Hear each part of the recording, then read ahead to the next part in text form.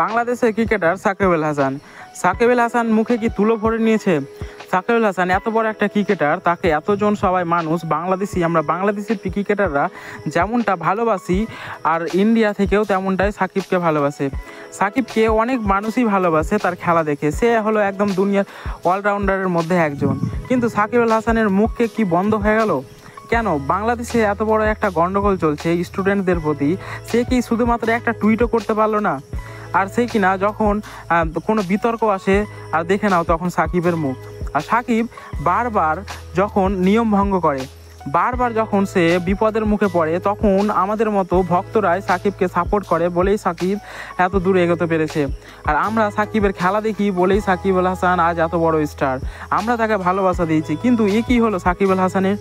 এত বড় একটা প্লেয়ার সামান্য একটা টুইট তো করতে পারে, কেন টুইট করলো না? এত বড় স্টুডেন্টদের পাশে দাঁড়ানো এখন সবচেয়ে বেশি ইম্পর্টেন্ট ছিল বাংলাদেশ স্টুডেন্টের পাশে দাঁড়ানো সাকিব আল হাসানের। কিন্তু সাকিব আল হাসান কী করলো? এটা মুখ বন্ধ, কোনো কথা নেই। কেন এমনটা করলো সাকিব আল হাসান? আর এইভাবে টাইগার ক্রিকেটার মোহাম্মদ রাকিব এইবার সেটা বুঝিয়ে দিয়েছে সাকিবকে। মোহাম্মদ রাকিব এমন একটা স্টেটমেন্ট দিয়েছে যা পুরো নেট দুনিয়া হিলে পড়েছে।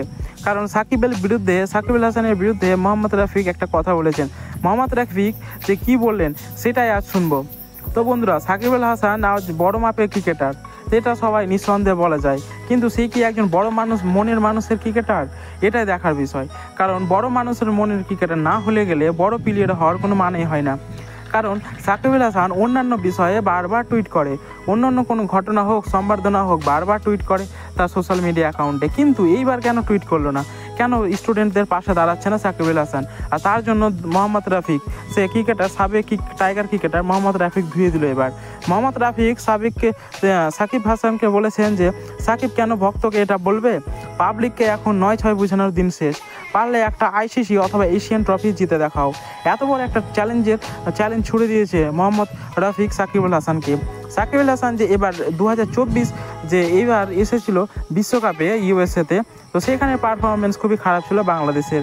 কারণ তাদেরকে 12 ওভারে ম্যাচ জিততে হতো, আর সেইখানে যদি তারা চেষ্টা করতো তো মনে হয় জিততে পারতো ম্যাচটা। কিন্তু তারা কোনো চেষ্টাই করেনি আফগানিস্তানের সাথে। আর সাকিব আল হাসানকে এইবার চ্যালেঞ্জের মুখোমুখি হতে হবে, তবুও সে তার এখনও মুখ খুলেনি। কিন্তু মোহাম্মদ রাফিক তাকে চ্যালেঞ্জ করেছে। তো বন্ধুরা, তোমাদের কি মনে হয় যেটা মোহাম্মদ রাফিককে ঠিক কথা বলেছে? কমেন্টে অবশ্যই জানাও। আর এরকম ভিডিও পেতে আমাদের চ্যানেলটিকে সাবস্ক্রাইব করে রাখো। আর অবশ্যই বাংলাদেশ স্টুডেন্টদের সাথে থাকো।